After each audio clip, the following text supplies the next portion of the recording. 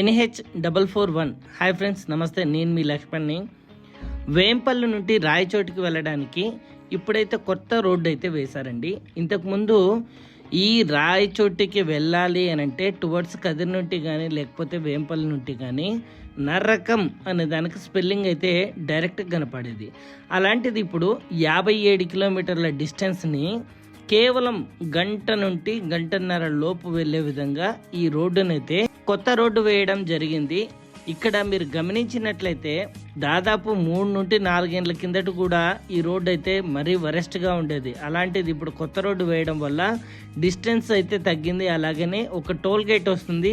Around 80 rupees ఈ toll gate ఉండొచ్చని ఒక అంచనా అయితే ఉంది. ఒకప్పుడుతో పోలిస్తే ఇప్పుడు చాలా అంటే చాలా బెస్ట్ రూట్ అయితే అని చెప్పుకోవచ్చు. కొండ కోనల్ని చీల్చుకుంటూ ఈ రోడ్డు అయితే సాగుతూ ఉంటుంది.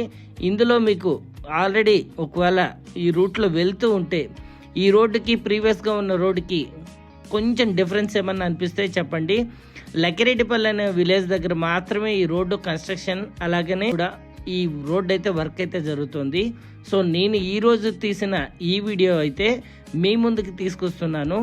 సో మీ కంప్లీట్ కామెంట్స్ అన్ని కూడా ఇక్కడైతే తెలియజేయాలని అయితే కోరుకుంటున్నాను. అలాగే ఈ వీడియో నచ్చితే అందరికీ షేర్ చేయండి. థ్యాంక్